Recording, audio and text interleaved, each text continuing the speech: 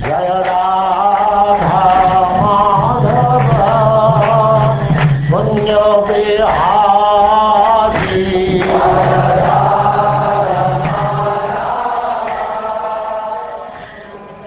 And now Chapter 11, the Transcendental Qualities of Vrtrasura.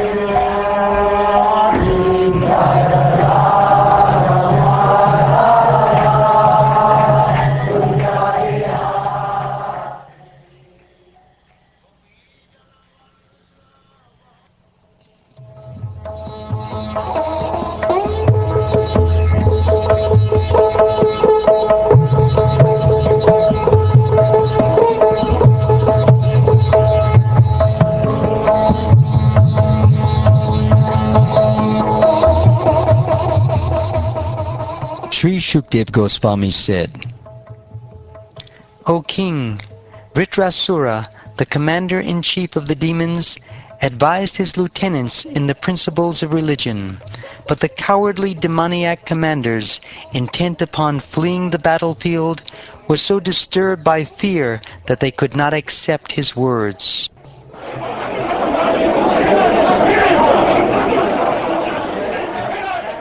O King Pariksit, the demigods, taking advantage of a favorable opportunity presented by time, attacked the army of the demons from the rear and began driving away the demoniac soldiers, scattering them here and there as if their army had no leader. Seeing the pitiable condition of his soldiers, Vrtrasura, the best of the asuras, who was called Indrashatru, the enemy of Indra, was very much aggrieved. Unable to tolerate such reverses, he stopped and forcefully rebuked the demigods, speaking the following words in an angry mood. O demigods, these demoniac soldiers have taken birth uselessly. Indeed, they have come from the bodies of their mothers exactly like stool. What is the benefit of killing such enemies from behind while they are running in fear? One who considers himself a hero should not kill an enemy who is afraid of losing his life. Such killing is never glorious, nor can it promote one to the heavenly planets. O insignificant demigods, if you truly have faith in your heroism, if you have patience in the cores of your hearts, and if you are not ambitious for sense gratification, please stand before me for a moment.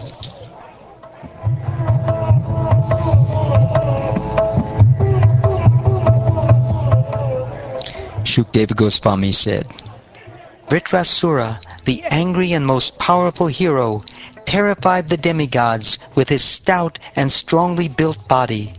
When he roared with a resounding voice, nearly all living entities fainted.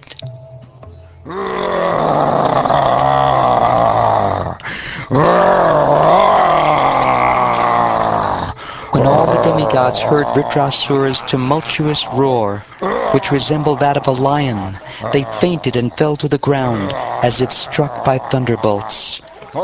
As the demigods closed their eyes in fear, Vrtrasura, taking up his trident and making the earth tremble with his great strength, trampled the demigods beneath his feet on the battlefield, the way a mad elephant tramples hollow bamboos in the forests.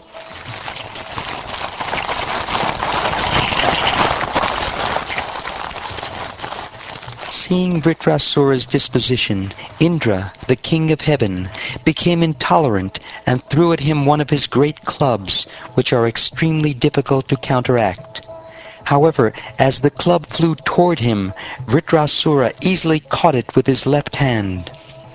O King Pariksit, the powerful Vrtrasura, the enemy of King Indra, angrily struck the head of Indra's elephant with that club, making a tumultuous sound on the battlefield. For this heroic deed, the soldiers on both sides glorified him.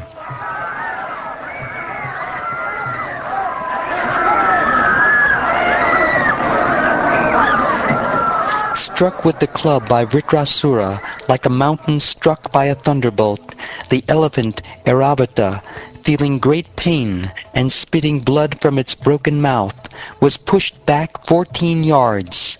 In great distress, the elephant fell with Indra on its back. When he saw Indra's carrier elephant thus fatigued and injured, and when he saw Indra morose because his carrier had been harmed in that way, the great soul Vrtrasura, following religious principles, refrained from again striking Indra with the club. Taking this opportunity, Indra touched the elephant with his nectar-producing hand, thus relieving the animal's pain and curing its injuries. Then the elephant and Indra both stood silently. When the great hero Vrtrasura saw Indra, his enemy, the killer of his brother, standing before him with a thunderbolt in his hand, desiring to fight, Vrtrasura remembered how Indra had cruelly killed his brother. Thinking of Indra's sinful activities, he became mad with lamentation and forgetfulness. Laughing sarcastically, he spoke as follows. He who has killed a Brahmin, he who has killed his spiritual master, indeed, he who has killed my brother, is now by good fortune standing before me face to face as my enemy. O abominable one, when I pierce your stone-like heart with my trident, I shall be freed from my debt to my brother. Only for the sake of living in the heavenly planets you killed my elder brother, a self-realized, sinless, qualified Brahmin who had been appointed your chief priest. He was your spiritual master, but although you entrusted him with the performance of your sacrifice, you later mercilessly severed his heads from his body the way one butchers an animal. Indra, you are bereft of all shame, mercy, glory, and good fortune. Deprived of these good qualities by the reactions of your fruitive activities, you ought to be condemned even by the man-eaters or Rakshasas. Now I shall pierce your body with my trident, and after you die with great pain, even fire will not touch you. Only the vultures will eat your body. You are naturally cruel. If the other demigods, unaware of my prowess, follow you by attacking me with raised weapons, I shall sever their heads with this sharp trident. With those heads, I shall perform a sacrifice to Bhairava and the other leaders of the ghosts, along with their hordes. But if in this battle you cut off my head with your thunderbolt and kill my soldiers, O Indra, O great hero, I shall take great pleasure in offering my body to other living entities, such as jackals and vultures. I shall thus be relieved of my obligations to the reactions of my karma, and my fortune will be to receive the dust from the lotus feet of great devotees like Narad Muni. O king of the demigods, since I, your enemy, am standing before you, why don't you hurl your thunderbolt at me? Although your attack upon me with your club was certainly useless, like a request of money from a miser, the thunderbolt you carry will not be useless. You need have no doubts about this.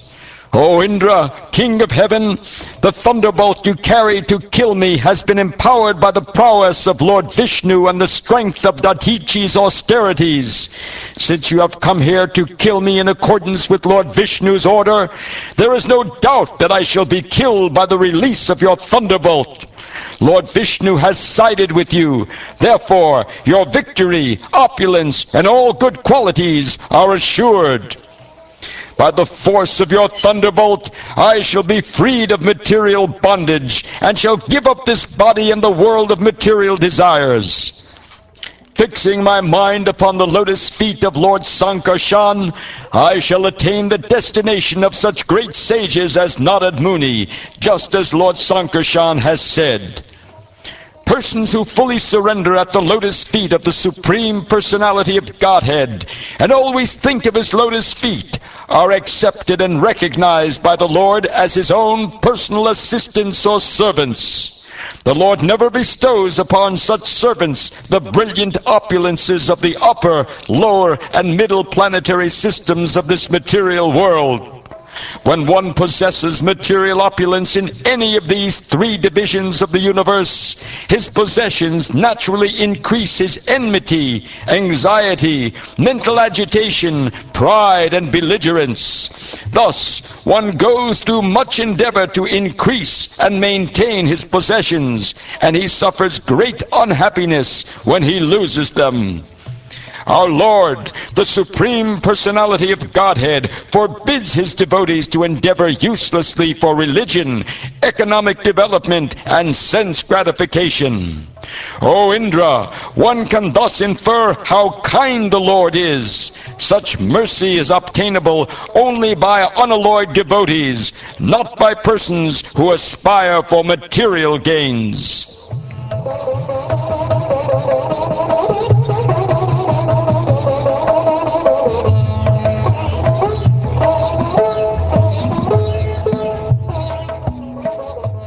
O my Lord, O Supreme Personality of Godhead, will I again be able to be a servant of your eternal servants who find shelter only at your lotus feet?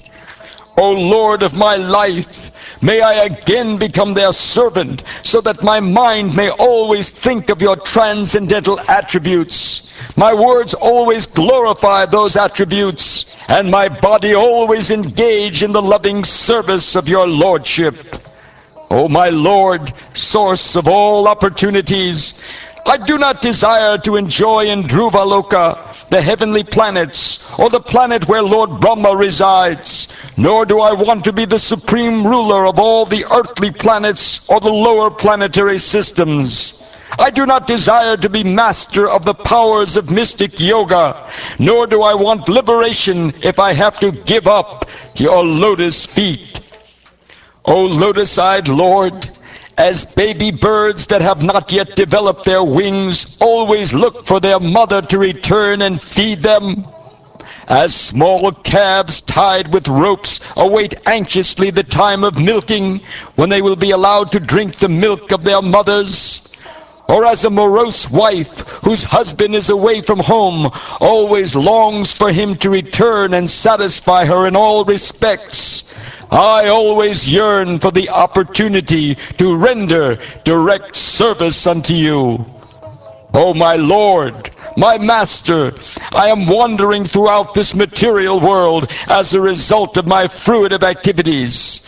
Therefore I simply seek friendship in the association of your pious and enlightened devotees. My attachment to my body, wife, children, and home is continuing by the spell of your external energy, but I wish to be attached to them no longer. Oh, let my mind, my consciousness, and everything I have be attached only to you.